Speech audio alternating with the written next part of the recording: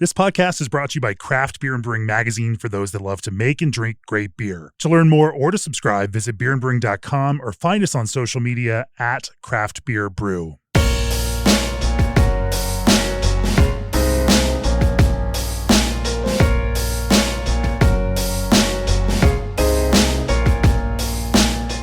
It's episode 420 of the podcast. It's an auspicious number that we couldn't let pass without commemorating in some significant way. And our friends at Abstrax have joined us to bring you this collaborative episode, interruption-free.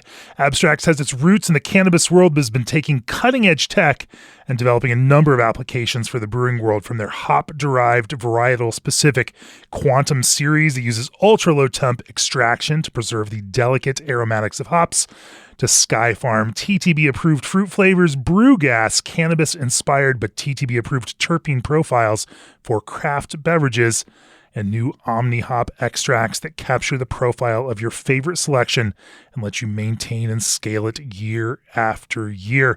They're doing some fascinating work, and we're here to talk about the leading edge of this rapidly evolving landscape. Is Ross Hunsinger, Hops Brand Director for Abstrax. Welcome to the podcast, Ross. Thank you so much for having me. It's an honor.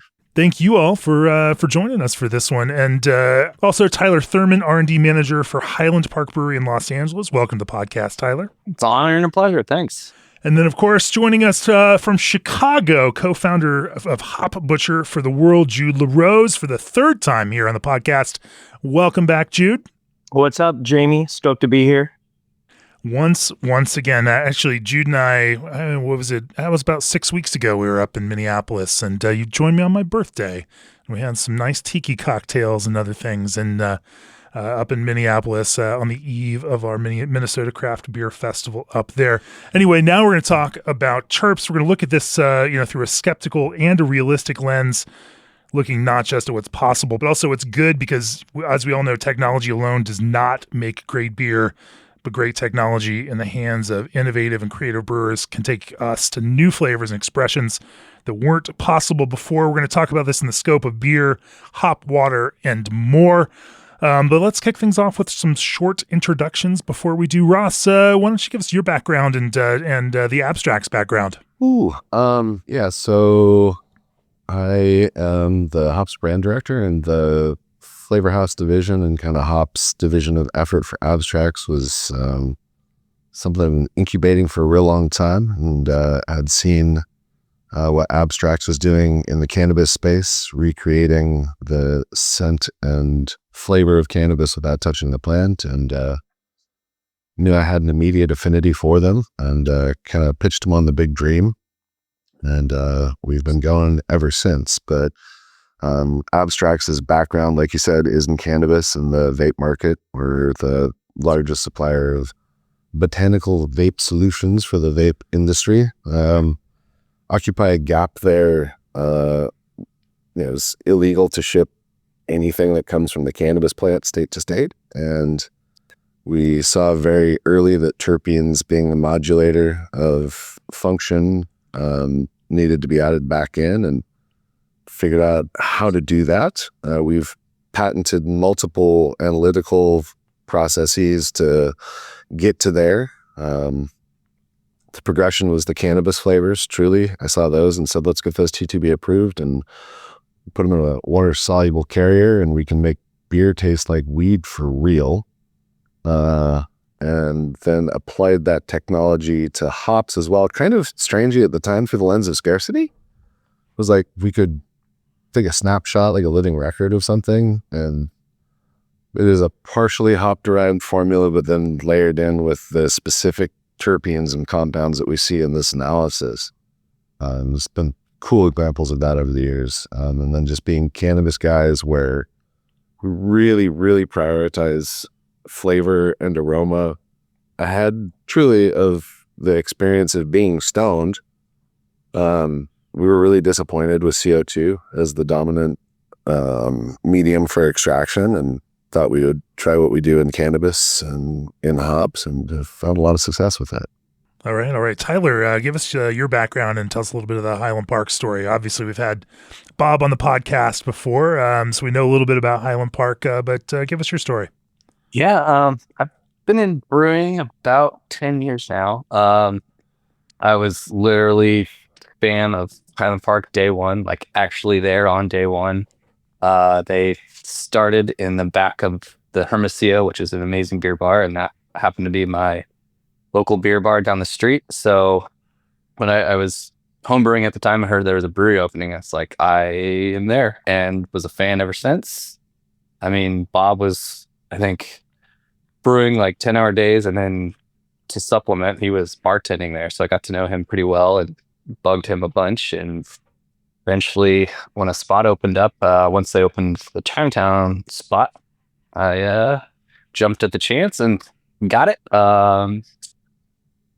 Quickly after that, I ended up, about like 3 or 4 months after that, I ended up taking over the original spot.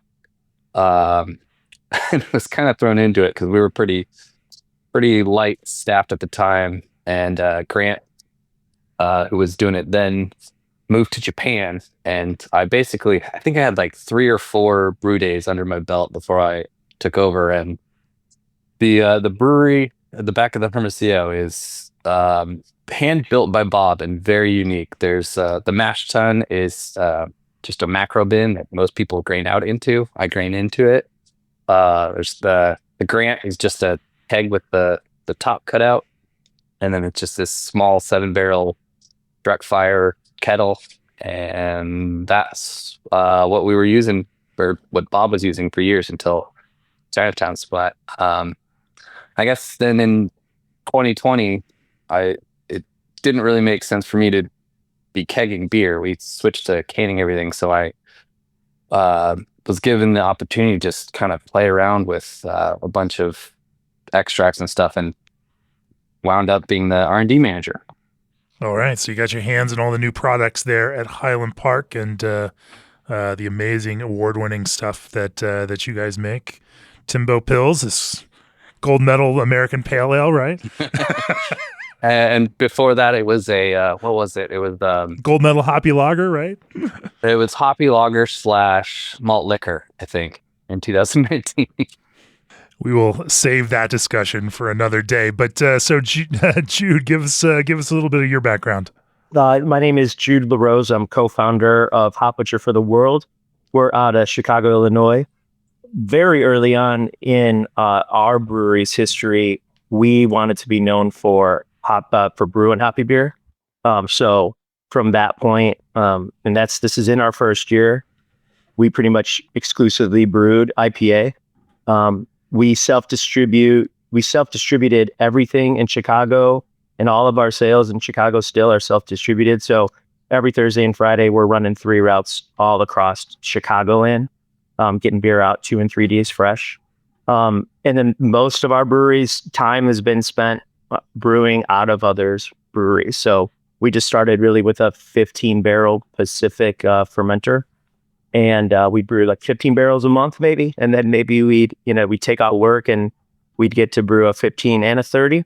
And then over time, we were able to lock in on our own spaces. So we have like a quote unquote the production facility. We make our larger batches of double IPA or hazy double IPA and IPA in Bedford Park. And then Half Acre sold us their original Lincoln Avenue location, where we have a tap room, a retail shop, and a 15-barrel Century system that they brought over from SCA, I think somewhere around like 2007, all by themselves. They just arranged for the freight. So hobby brewery, focusing on big, bright flavors, getting out fresh as possible. Cool. Well, and maybe Tyler, we'll start talking about brewing with terpenes in this kind of broader sense. For the last 5 years, you've been working on R&D now for Highland Park. Talk about some of the early experiments, in the sense of how you got started, what you found intriguing about using them, and where that learning started for you in this process. Yeah, I think like we mentioned Timbo Pils, we've found that that beer has this kind of magical biol-y expression that we now kind of think is a malt derived from the floor malted Bohemian Pilsner we use. But I think feel like thiols were kind of pretty hot at the time, and then this other word terpenes started popping up, and I think it was a podcast with Ross on it or something, and there was a couple keywords that like Bob and I had been talking about back and forth, and I was like, this guy gets it. So I reached out and pretty early on, I feel like, and just got some samples and just started. Kind of what I always do is start with like little benchtop trials and seeing how it works and seeing if it works. And I feel like that's kind of how I got started with the terps. How did they start working their way into beers? When did they start making it into actual beers? I know, I did some of this with brewer friends also, like definitely dosing, especially with some of the initial, as you mentioned, Ross, some of the cannabis focused flavors, more of the brew gas stuff, where you could make a great IPA, extra dank and weedy. And so did a lot of playing around with that. How did it start to evolve into something that you would actually put into beer itself, that you were making at some sort of production scale? I think the first beer we made, it was probably like 3 or 4 years ago now, was this beer. It was a staff beer that was a super low ABV. I think it was like 3.8, kind of hoppy, I don't even know, pale ale, I guess. And we used, because I feel like when you go that low, dry hopping is hard. You get all these weird tannins and vegetal stuff. So they were like, okay, this is a good spot to try it. And I think originally what I did was wait until the beer was finished and it was lightly dry hopped. And then I basically took that and played around with amounts and then just threw it in right before we packaged it, and it ripped. It turned out amazing. The beer did rip super, super, super hard, and is still like my platonic ideal of a beer, because I'm a low ABV guy and love the flavor of hops, and that just did crushed. It was so cool. It's rad. What was funny about it is it was kind of bad timing. I think it came out in the end of fall or something. It would have been great in summer in LA, and for whatever reason, not when we released it. So it didn't do that hot. And one thing we do every once in a while is if we have, some leftover hoppy beer, we find if we blend that in with like some mixed culture stuff, it kind of just livens up and makes the mixed culture seem a little fresher and livelier. So I just saved a couple kegs for, it was 6 months or something. It was something really long. And before we blended it, I tasted it and it tasted the exact same. So I was like, oh, there's something magical about this stuff. Interesting. So because you had used some of the, terpenes in that hoppy beer, you found extra longevity from it. Oh yeah. It was wild how hoppy it was. Interesting. So Jude, why don't you, talk about your earliest experiments and how you all started thinking about using, some of these terpenes in some of your beers. Where'd the innovation start there? So we've always been after this creation of experiencing like an aroma or a flavor for the very first time, for ourselves and for the people that are picking up our beers.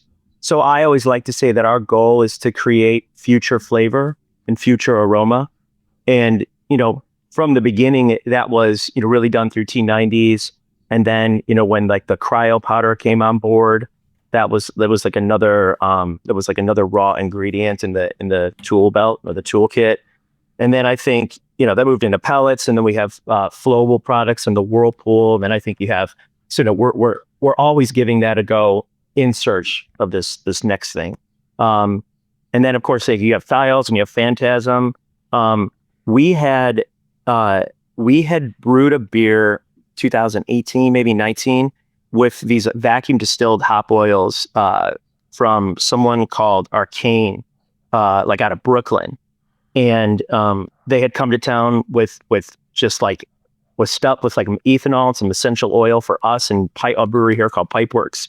And we put it into a hoppy beer, and it was just like, it felt futuristic and scientific. And it just felt like aromatics on steroids. So we had some experience with that new type of hop oil extract expression, but they had gone away, and anything that we had used after that never really hit. But we always had that memory that we were chasing. So I think the first time we had run through this Abstrax sample kit, that was the first time that we had experienced such like explosive and booming, bright aromatics that I was like, all right, this is the stuff. Let's give it a go. And that kind of set everything in motion from there. So what was your first instinct to go? What did you start making with it? So we went into all those brew gas series. So everything that just smelled like ganj, just all these ganja aromatics throughout. We just couldn't believe what we were smelling, that it wasn't the real stuff.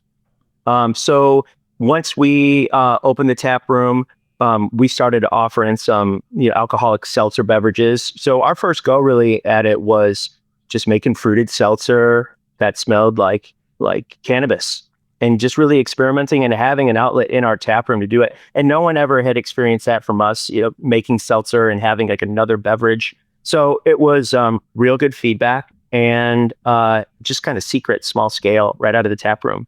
So allow us to get our feet wet. And then there's a bottle shop here on the south suburbs of Chicago called Crafted. And they were kind of having like a 420 day. We were going to do a collab with them. And that was the first time we put it in a beer. So great excuse to scratch the itch. They were great partners. They wanted to do it too. So we brewed a hoppy beer called Secret Snacks.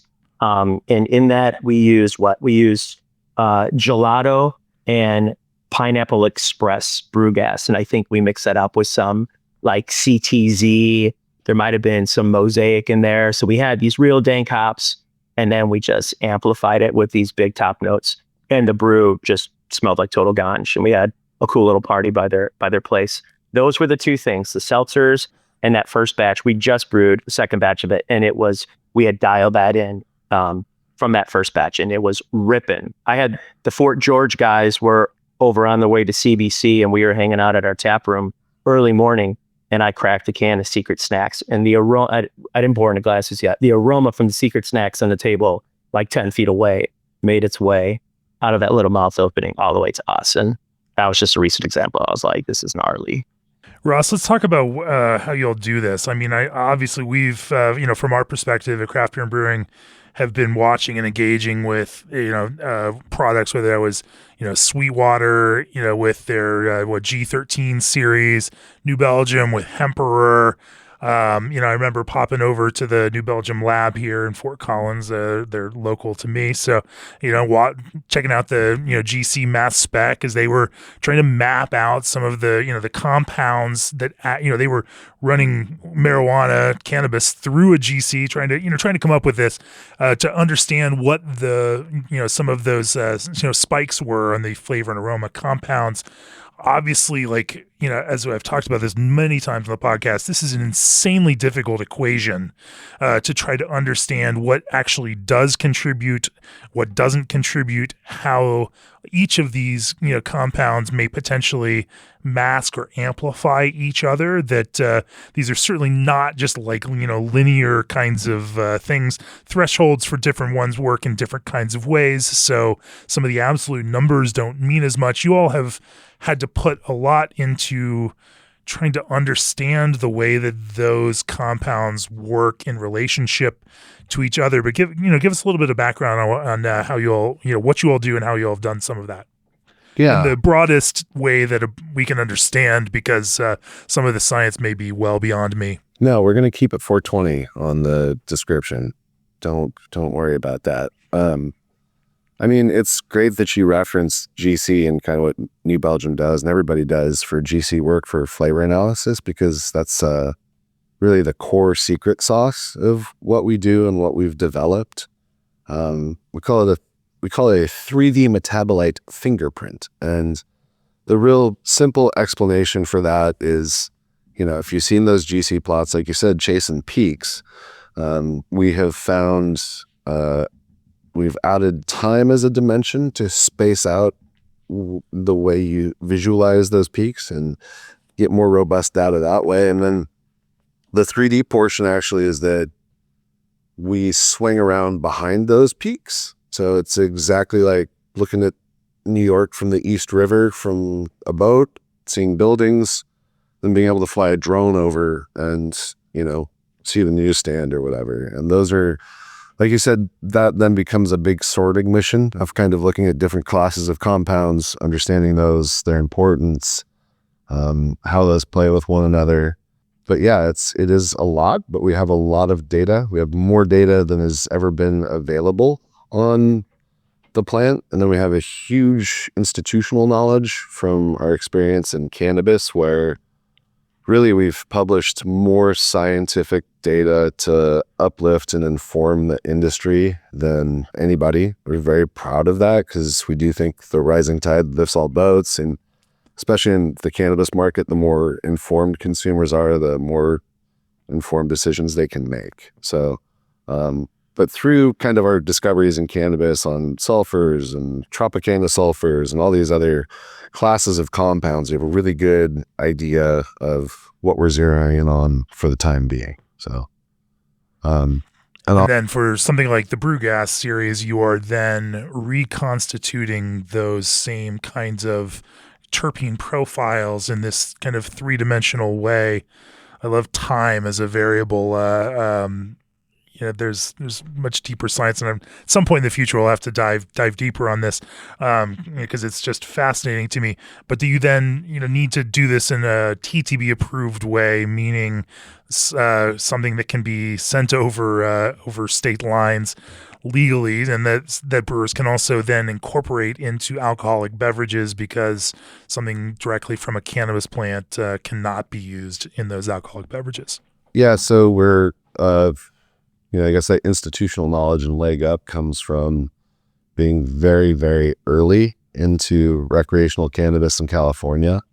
One of the licenses that we have in California is for extraction of cannabis, and, a facility that is licensed for the handling of cannabis. So that really did give us the leg up. And then being from Southern California, I'm sure there will be some conversation about this, but Southern California is wheat. Like I live in the Northwest. I think we've got great wheat up here, but really the California market and the geneticists working down there are the best, and having direct relationships with those people and being able to work with them. So you referenced like Jack Herer and G13 for Sweetwater. We work directly with the Herer family to honor their father's legacy and the work he did by accurately recreating it and stewarding it as best we can in that space. So we feel the same way for everything we touch. So for all the weed heads out there, stuff like, gelato and Sherbinsky's and all of the really hot genetics, and we're all really big weed guys too. So we're constantly seeking out what we're stoked on in that market and adding it to it. So yeah, those are our big legs up. And then I guess really importantly is the extraction, because that's been, like, we call it quantum because we felt like it was a real quantum leap for the industry, introducing the technology from the cannabis side for extraction to hops, and then also making it available in a really like egalitarian way. Like Tyler and Jude, or literally whoever, can send us hops and we'll extract them into an advanced product that comes from their selected material. So those are, and kind of coming into it knowing brewing backgrounds in brewing some, but never having been a brewer, has been really cool, because we're not really looking at it through the same lens, or don't have the same relationship with the plant maybe. It's very interesting way to be able to approach and interact with the market for sure. Ross, can Abstrax come out with a shirt that says California is we? Oh, absolutely, dude. Yeah. I'm a marketing boy, so we can make that happening. So if California is weed, Tyler, how does your brewery in Southern California at this epicenter, as Ross describes it, nowadays over the last couple of years been bringing in that kind of component potentially through these these terpenes into some of your beers. You started small, obviously. What is it? What's how wide ranging is this now? Where do you find these products slotting into your overall product lineup? It just keeps growing. So we did the one-off, and then I think I did a beer or two, and then specifically the brew gas. I was like, this is insane how realistic this smells, but I don't know if this quite fits into our brand. I don't really see us maybe using this necessarily, but for some of our bigger beers, we will throw like Timbo. We throw Timbo Week. We have, like 5 breweries from across the country or across the world now, brew beers, and we make a bunch of different versions of Timbo. And I usually do like a one-off keg. So I was like, oh, this will be. What if I did this? I'll give it a try, and did my little trial, and I was like, whoa, this. Not only is this crazy dank weed explosion, it really fits like cohesively in the beer. It doesn't necessarily taste like you just added this flavor. I don't know if I can explain it correctly, but like it wasn't just this like, this is the beer plus this. It kind of became this new thing that was kind of like a light bulb, and it was like, okay, we got it. And so then the next year we did like a whole batch of it, and when we canned it, we have offices across the street. You could smell it from across the street, and it like every time someone had a glass of it, you knew that they were what they were drinking just from 10 feet away. But I've actually found with brew gas, like a tiny bit in other places just adds like a dankness or like just a little complexity. Like it's in our hop water. I don't think you'd ever be able to tell.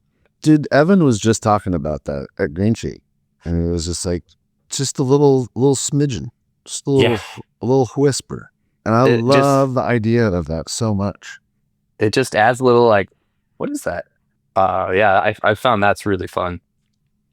That's interesting. It almost, I remember a couple of years ago talking to Justin at Ghost Town, and he was talking about how, he needs a little bit of that kind of, grittiness in his hops that it helps just kind of balance out some of the fruity notes. And, it seems like this may do something similar. When you say using it in small amounts, like how much, dosing are you talking about in a typical, whatever your size batch is? Oh man, I'm trying to think. I think like 7 grams per barrel, maybe, in our hop water. It's like droplets, really. Sure. And again, I don't think you would ever be able to pick it out, even knowing it was in there, but just adds a little bit of complexity, adds a little depth. With this Timbo variation that you meant, what was the name of that? I don't know if I caught it exactly. It's called Turple Timbo, and the logo is incredible. But it's we did it again for this past 420. Also, I love that this is the 420 episode because my son, shout out to Harvey, he was born on April 20th. So That's awesome. Yeah, happy birthday, Harvey. That's awesome. So with this version, melding this brew gas in product into this Timbo, you mentioned that you get this kind of melding of them. Is there some was that down to some of the aromatic choice? How did you go about selecting the right kind of brew gas extract in order to to kind of complement what you've already got going on in Timbo here? And then, I guess that works in concert with your normal dry hop regimen. Yeah. So it was the original, and I guess all of them are just literally Timbo plus brew gas. It's Pineapple Express and King Louis. And I think I just played around with different samples, and Pineapple Express is my favorite one. It just smells so tropical and dank, and just I could smell that every day. And then I feel like King Louis is a lot more like just weed, like aggressive weed dankness, and I liked the combo of that. And I think with the sample back, I just kind of tried them all in little 100 milliliter samples until I got like the ratio and the blend that I liked. And, in terms of homogenization and mixing in there, you just didn't find any issues around that. No, it integrates pretty quickly. I will say, I think it always, like a week later, it hops even more, or it melds even more. Agree. That's a real thing. It's strange because, and tell me your experience, because we're talking about it. So you're talking about doing little 100 mil bangers to dial in your dosing rate.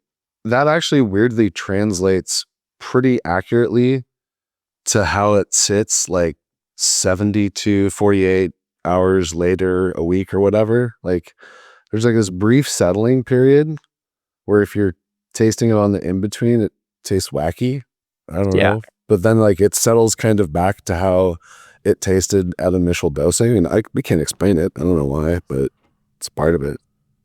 Yeah, I'll say with the Brewgrass, it seems to be quicker. I found with the like Quantum, it's probably like a week. We've started adding that earlier and earlier in the brew process, because I was originally just adding it like the day, but like it was already carved, adding it like the day before we packaged it, because I was worried it like with dropping hops and stuff that would all like get sucked in and I'd lose the flavor, but that doesn't actually seem to be the case. Jude, how about you guys? What is the current state of affairs? How do you find Brewgas working into some of your various beers?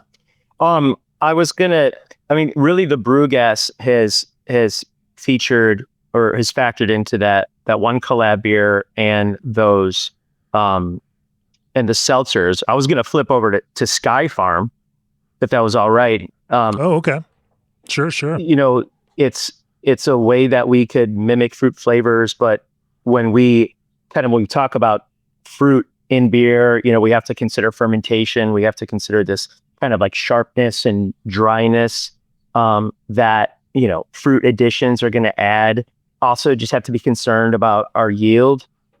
So we poured a beer called New Oklahoma over the weekend at Firestone's Invitational, and it was Raspberry Sky Farm, Mosaic Hyper Boost, and Belma CGX. And everyone expected to see this kind of like purplish, pinkish, raspberryish colored beer. And when it came out looking like a full-fledged, like bright yellow hazy IPA, I think that throws people for a loop. But then when they go ahead and then they taste it, it's just to see something in the glass, but they taste this just smooth raspberry flavor. And I think you get none of those like unwanted characteristics that you get by adding fruit to hoppy beer. Especially we try to add fruit during fermentation in our hoppy beer. So I think that our quote unquote fruited hoppy beers have taken a huge step up, and so much easier to add to than adding all those totes of fruit, right?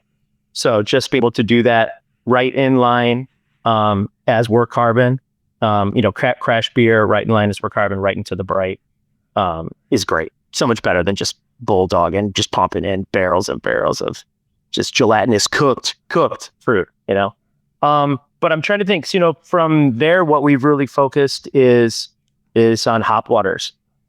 So we wanted to really make like a very drinkable, water forward, refreshing quencher, but add a little bit of flavor and something that we're known for from a hop standpoint. And that's really where I think a lot of more so the quantum hop, products really came into play for us. Water is the essence of wet. So it was very smart doing a water forward hop water. The cracking of that can came through too. So that was a successful audio effect. That's me cracking open a can of tropical hop water for the world. This beautifully light, balanced hop water that you all make, Jude. Tell me about how you went around doing this, because I think what you're talking about, obviously, it's water. It needs to be clear or clear-ish, for that matter. And and yet you have this very delicate fruit flavor in there that is truly, honestly, you can only capture this kind of hop character in this kind of very light, nuanced way with the kind of fruit and hop flavors together in this water kind of base, using these kinds of things. So talk about how you thought about constructing the flavor, but also just keeping it very, very low, subtle, but also beautiful. Starting from the end and working our way back, in the end, using these quantum products, whether it's CIT quantum, MOS quantum, it's really just allowed us to apply a dash of this delicate hop flavor. I think that we prefer hop waters that don't smack you over the head with hop character. We don't think that's the point, is to drink a hoppy water. We want to drink a water that's hoppy. And also it was, can we only drink 1 can of this, or can we drink 4 cans of this? So continuing to work our way towards the beginning, whether it's hops, whether it's brew gas, whether it's Sky Farm, we like to look at the beverages and the beers that we make as kind of as colors. All these tools that we have are colors. So, and we're always going to be open and geek out about having all the tools available to us. So, when it comes to these waters, initially we wanted something that felt true to us. Our hop waters are called Hop Water for the World. And that's made by Hop Butcher for the World. So that's still felt really true to us. And we also thought, people have given us and shown so much faith in our ability to apply hops to beer. Why wouldn't they also be excited about looking forward to us applying our hop, perspective to making really refreshing waters? And the first one was just about really dialing in, like pH and carbonation, just, really good Lake Michigan water. I think we have some of the best water in the country. And from there, just creating like a baseline flavor. So our original Hop Water for the World is an all blue can, and it features it features Quantum MOS, Quantum Citra, or Quantum CIT. And then in that too, when Haas still had the Eldorado hop kick, that was kind of like the third component. We've had to move on to something recently, since I think they may have discontinued that, or maybe in the process of doing that. And then from there, the response was great. And just like any hoppy brand extension, any hoppy beer that does well, then you just find a way to quickly brand extend it. But credit to Abstrax, everything that we run through, really, I think, like, going back to the beginning, we just bench trialed everything. And whether it started from like a perspective we wanted to share, or we just tasted something that said that works, that should be the first thing we do, that should be the second thing we do, then I think it was just okay. What are these are the best? So that would have led to a tropical hop water, which would have featured more of like a pineapple kick with our traditional Abstrax CIT and MOS quantum series. And then from there, it's okay. How about we flip it on its head, and let's use like a pink citrus aspect and kind of look through that and find where that would match up, and so on and so forth. So up to date, we've done a watermelon most recently. We've done those 2 tropicals and the regular. And then really nothing to do with this, but just kind of the other day, I had bought some like frozen passion fruit that I wanted to, like frozen passion fruit from the grocery store that I wanted to use in like a tiki cocktail. And so you just allow that to melt. And when you first opened that bag and it was fully melted and ready to go to like make like a simple syrup or something with it, it smelled like old school Galaxy, like 2015 Galaxy. And I had called up our head brewer, Justin, and was like, holy shit, this passion fruit right here smells like Galaxy. Dude, Abstrax has like a passion fruit sky farm. Let's reverse engineer and just through terps make old school Galaxy, through Sky Farm, and I don't know, find what Crystal, maybe Chinook. I mean, how you would do that. But that's what's so cool about all these products is really it's just kind of like there's got to be some experimentation. There's got to be some trial and error. Once you land somewhere, it's a lot easier to build on it. But it's so cool. Future flavor and future aroma. It's great to have. It's great to have all these raw ingredients or downstream even raw ingredients at our disposal. Ross, what talked about the quantum kind of series and process and what it is. This is one where versus brew gas, which is cannabis focused. Quantum is focused on hop varieties or more varietal kind of focused. But then, talks about what that is. Yeah, I think it kind of dovetails nicely into Jude talking about future flavor because it's I think we all know that the flavor vernacular of the market is so much more developed and so much more informed than it's ever been, and it clips at such an incredible pace. And I think somewhat similarly to cannabis, we just saw a gap in this lack of stewardship for what hops are in their advanced product form, I guess. So this is really just the impetus of it. We won, I think, 15 or 16 different awards for our extractions of cannabis and thought, well, one of those processes is going to work great. And it did, actually, through a lot of, vastly playing it down, but we worked through it, figured out what was best. But essentially, quantum processing is by orders of magnitude colder than and lower pressure than CO2.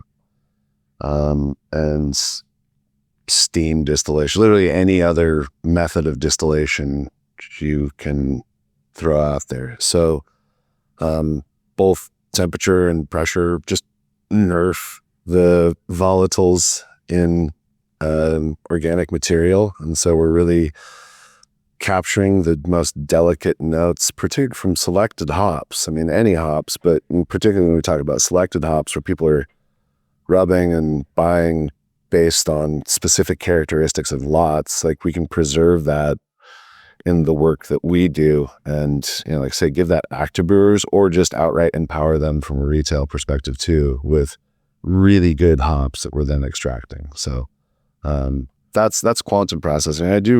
I think I am so stoked to have a product that is accessible to everyone, that is a product that works in favor of brewers and puts meat back on the bone for them, but also like Jude's saying, and like you hear from Tyler too, and honestly, like why I wanted to talk to these two dudes is that there's an artistry to this, and it's rad to provide this new pigment that folks haven't had the opportunity to work with because it hasn't existed. So yeah, that's what quantum is and what stokes me out about it, I guess.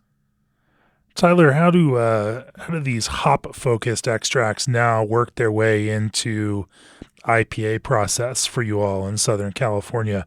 And maybe we can also talk about this down both of those streams and, get Jude in this eventually too.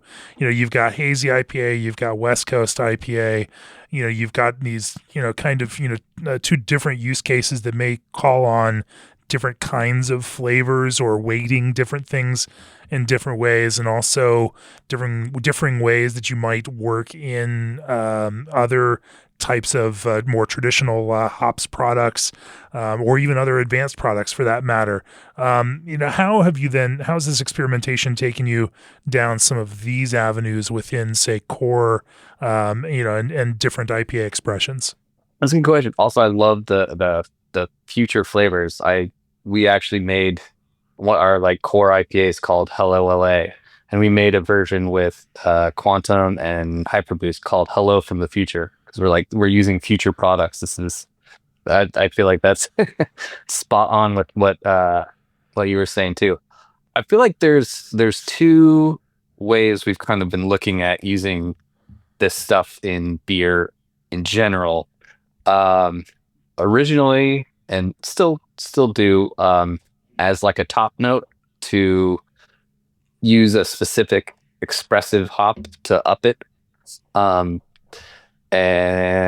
that's really fun to use different stuff. But also we've been starting to layer in early at we'll do it, day 2 of fermentation once it's calmed down a little bit, and add it in there.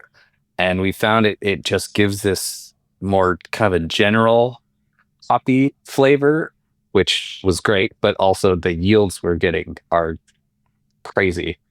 So we've started dropping down T90s and adding more of this stuff in, and the yield's been great, and the beer's better because we are trying to like dial in, getting a little more efficient and stuff, but never at the expense of flavor, because that's always, that's our top priority is a great tasting beer.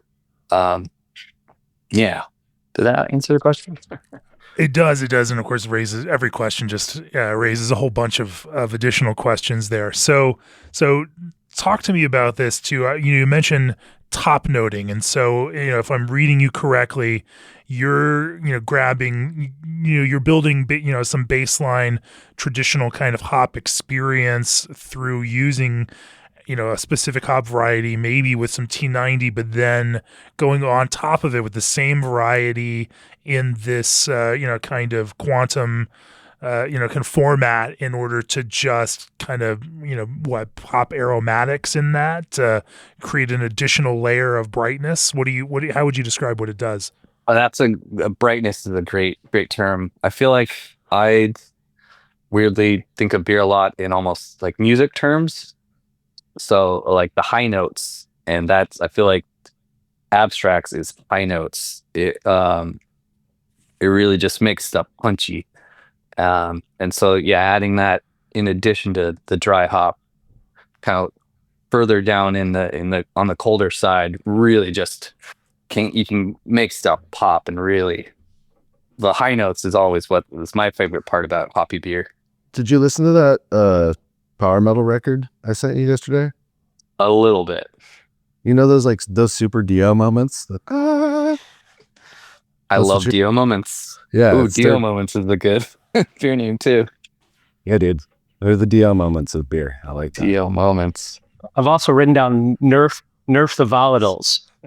Nice. Look, dude, I'm a catchphrase empire. Let's just keep this running. We can start an agency after this. I know. I've got a pen handy. I know.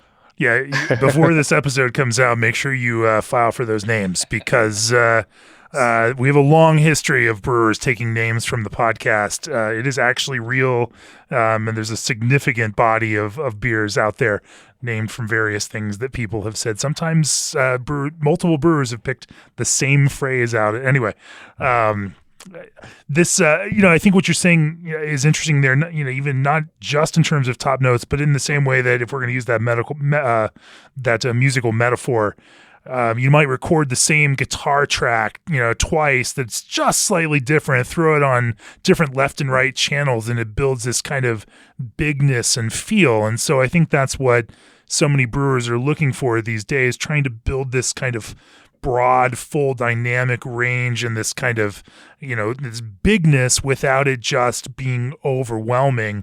And that kind of like slight detune, slight difference there is kind of creates this, this chorusing effect. And you've got some thoughts on that, Ross. It's just, you're really hitting on something I think is really important that I think both Tyler and Jude spoke to in the process of learning how to work with the product, is like figuring out these thresholds. And I think one of the most powerful things is being able to control the really delicate things so linear, in such a linear fashion, and like that stokes me out when people are using little bits here and there to maintain a consistency, or to like, Phil Spector it and make a wall of sound where it's like all cohesive start to finish. And like, that's rad. Jeremy Marshall at Lagunitas called it auto-tune for a little while. Like that's a really good one I like too. But yeah, I think, hearing from people working with Jay-Z it. says otherwise, but Yeah, so that's very cool to me to kind of, and it works on both sides too. It's like you can take it as far as you want, but I think through this experimentation, kind of to understand it, like you say, it's just like another color. It's like some of your paintings are more black or whatever, more distortion on the record. It's just rad. Very well described. Well, I think we get used to our house character as well too. So let's say like our regimen is like our hand selected T90s and some cryo, and you know, we each harvest after harvest, we're probably selecting similar Citra, Mosaic, Simcoe from year to year. So I think after a while, we start to recognize our own beers and taste our own beers. We become very familiar with them. But then sometimes, you know, we'll add something from like the Quantum series, and now the beer just sings a little bit differently. And if we're chasing those new moments, those kind of like unfamiliar and yet like hasn't been experienced moments, like, wow, that beer just sings a little bit more. We haven't seen that in any of our beers.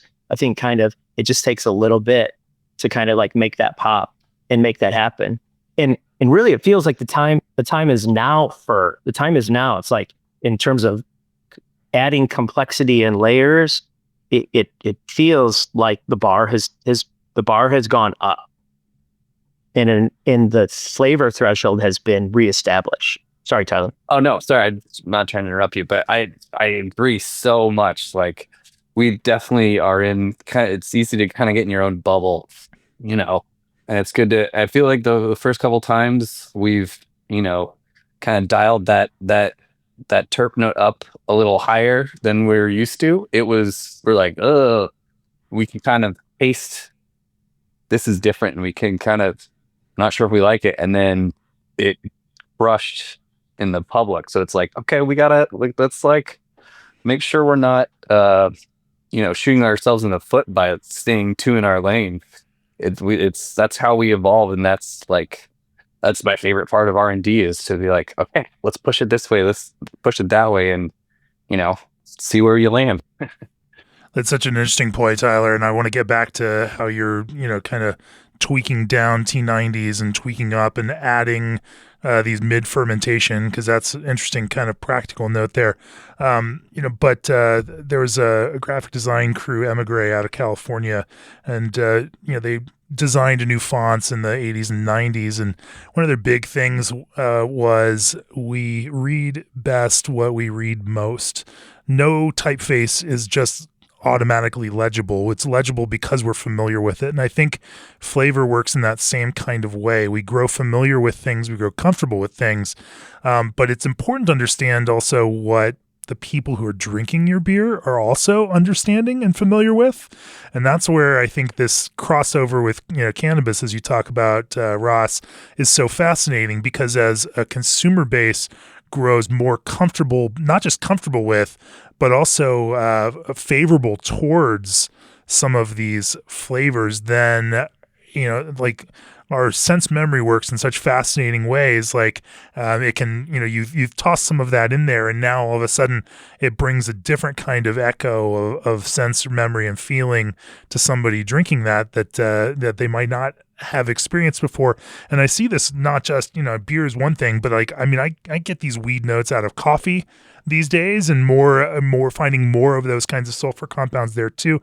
And so, you know, as we then think about this kind of breadth of flavor and aroma that we as human beings are always, you know, picking up through all of these different channels, like, you know, people out there are doing this. And so, you know, you breaking out of one mode and thinking about this broader context that people are existing in can be an interesting way to, you know, to keep moving things, you know, and connecting with people in that way. Yeah, man. I genuinely, like, I think it's my means of conveyance. And one of the things I realized pretty early on in this journey was the limitation of the hop market's ability to keep pace with the demand of people's experience, their experiential demand, like we're talking about, or, you know, like there was a certain point in time where like big game hunting, super fine dining, Michelin star restaurants wasn't a thing, or like,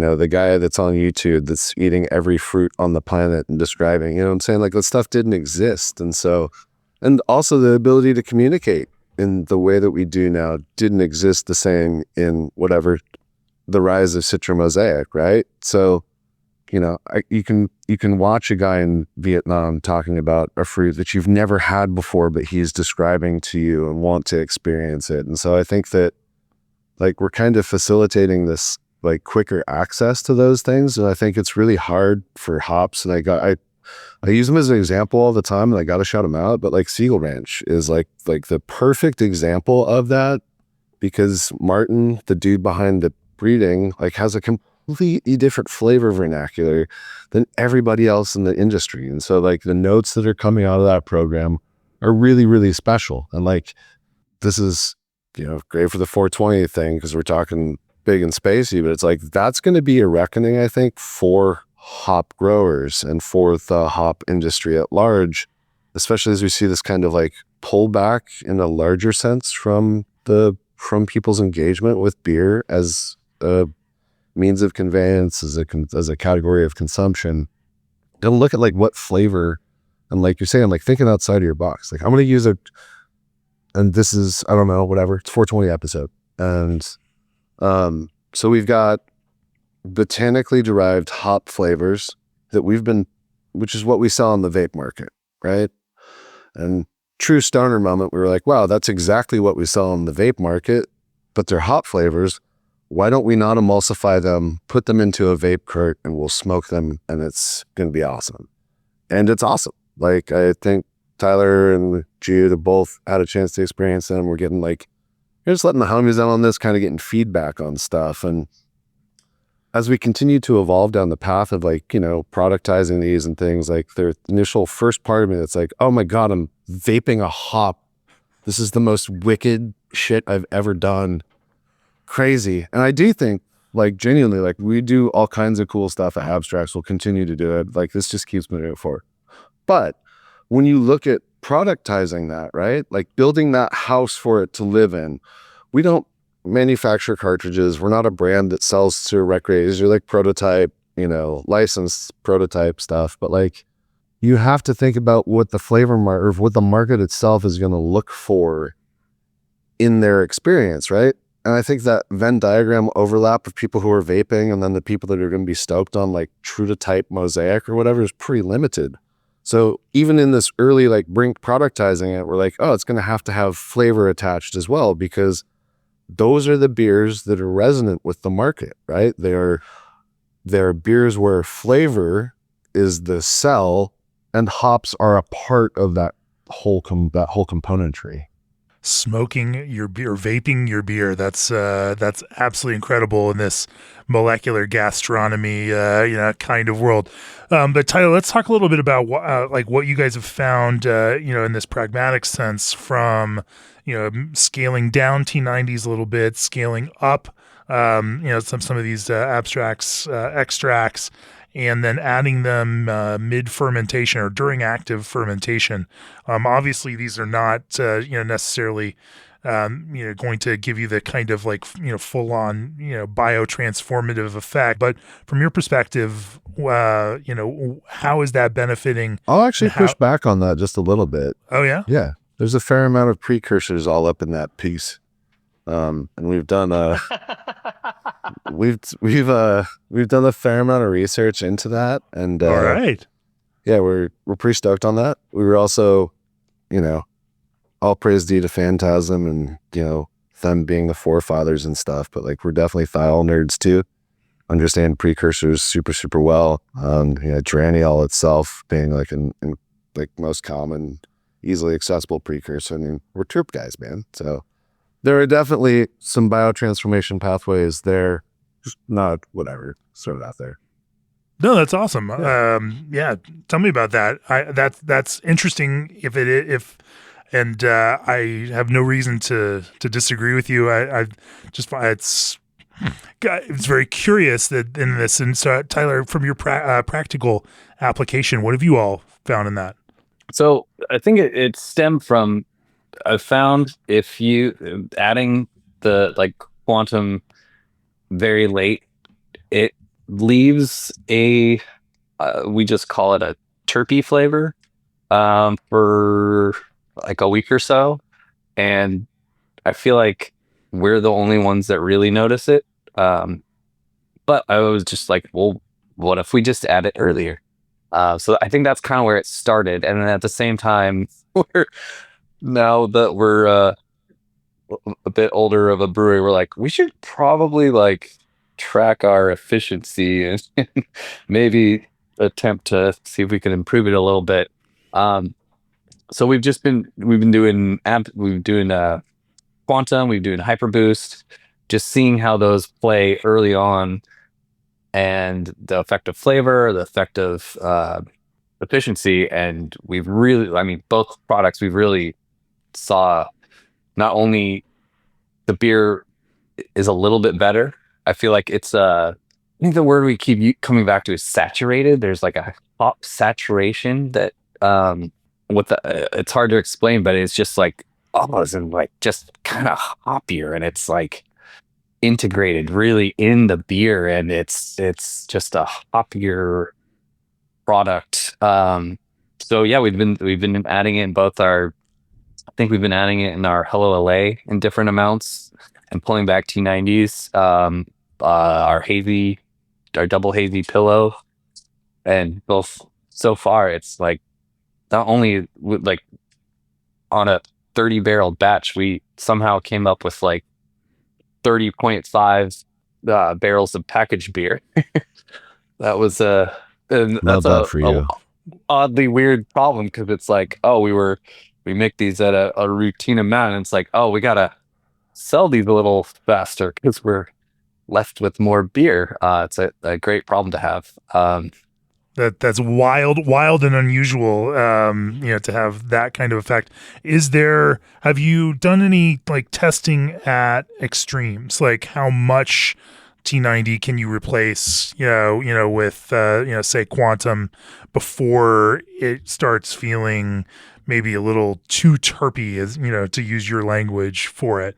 Have you done extremes testing? Are you still working your way down through that kind of blend gradually before you find that limit? We're still going pretty slow. We have like a little 5-barrel tank that we've dubbed Steve Jr. because the first person to brew into it was that when we owned it was Steve from Cloudburst. He came and brewed Timbo on the Herm system, on the original location system. I spent a lot of time, Steve, working on the SOP, and he literally shoved it away from me. He's like, no, I want to figure this out. And he did.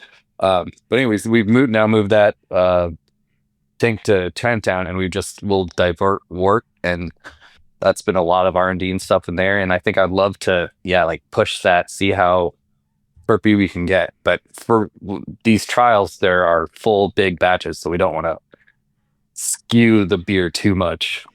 Sure. Jude, for you guys, what have you been learning by using these in various beer styles? I think that we had, like, we went to San Diego last year. We spent some time in the Pacific Northwest, and I think we brewed a beer up in Oakland with Cellar Maker too. And I think that whole June, July, we had just drinking our way up and down the coast. And whether it was like North Park or whether it was Cellar Maker, everyone or who McElhenney, that was a big experience. Everything was a combination of T90s and T90s, Hyper Boost, Abstrax, and we had already had our toes dipped in the Abstrax with the seltzers and with just straight beer. So it's kind of just taking a look like, this is what people are drinking right now, and this is what people are getting used to. So it almost felt like two things, like the time is now, but also like this is how flavor is starting to be established. So this is almost like the new norm, and this is the future of brewing. So I think that kind of like lit a fire under our ass. We've always like used these products as flavor first, and we'll take a look at yield second, but it's always been, whether it's hop keefs or it's hyper boosts, or a top extracts. It's always been about flavor. And really, like, we haven't pushed it to see where it could go. We just, from the beginning, started with a reasonable amount, and that was either just right or it was too much, you know. And I think we've brewed a couple beers where at first I think it's product specific. I think it's all, you know, just like benchtop trials. You know, we'll rip beer, we'll rip cold beer from the fermenter before it's carved, and we'll just tincture it and bench trial it right there, you know, in front of us throughout all the products. And then we'll scale it up. But really, I just think that we're looking right now for something that adds that top note that Tyler said, something that adds a little bit of treble, makes things sing. But I think I prefer personally when it's not hitting you over the head, that it still feels like it's a cohesive mix, and that nothing is too sharp and angular and it's sticking out, but that just hides right in. But it does feel whole and cohesive. And you know, we've always prided ourselves on, like, our nose is always in the glass, and we're always trying to pull out all the flavor descriptors and find new ways to talk about things.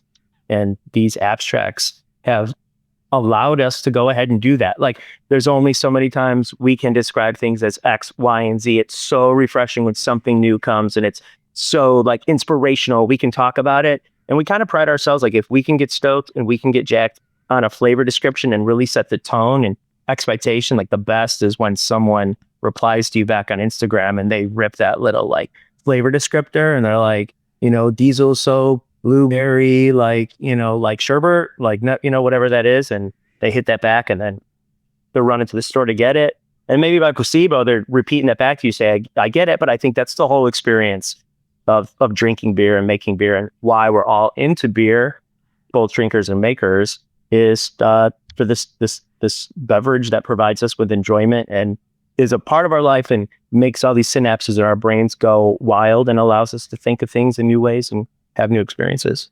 For sure.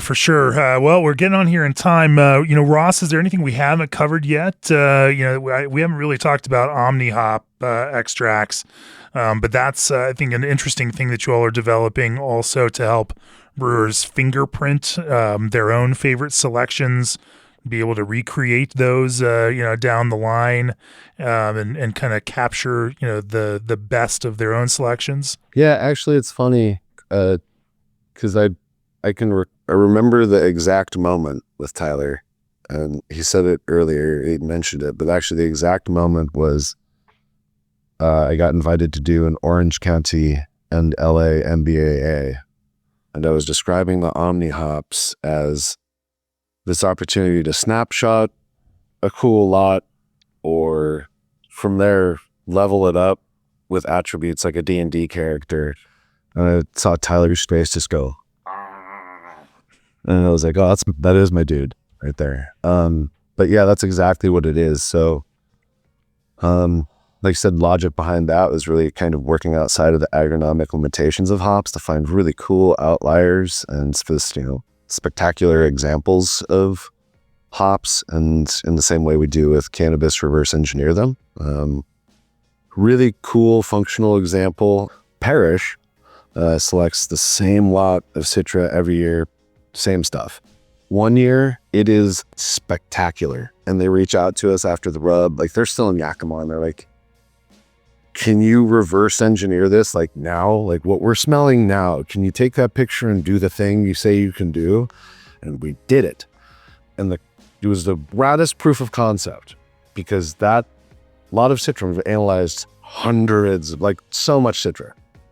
There were 7 compounds we'd never seen in any other Citra. So it was like, well, these dudes are actually selecting for something unique, and they are on it, and we can confirm it, and then we can reverse engineer that. And then kind of, we were talking about this little like top notey, tweaky, little bits of whatever, little bits of that go into their production beers that need that consistency to maintain that house flavor that they've developed. So Omni is really cool for that. It really is the Jurassic Park or D&D, whatever cool kind of lock it and level it up analogy you like. But yeah, Omni is super, super, super cool. Well, we've been talking for well over an hour now, and I think we could probably keep talking about this. This is a broader conversation that will continue to ongo and develop. Obviously, the creativity of brewers is unmatched out here in this beverage world, and as more and more brewers use these products, these evolving products, this innovation that's happening in real time here, we all get to learn more about that process as they do it.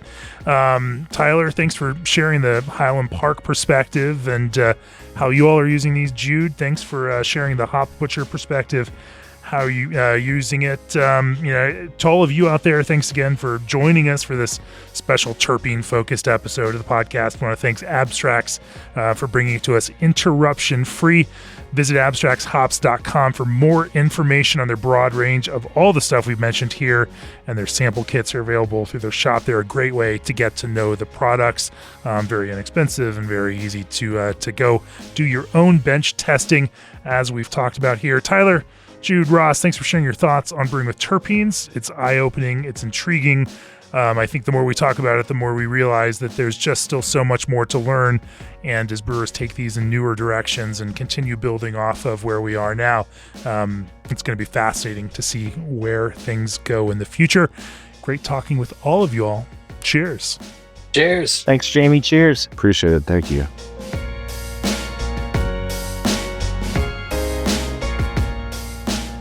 This podcast has been brought to you by Craft Beer and Brewing Magazine for those who love to make and drink great beer. To learn more or to subscribe, visit beerandbrewing.com or find us on social media at Craft Beer Brew.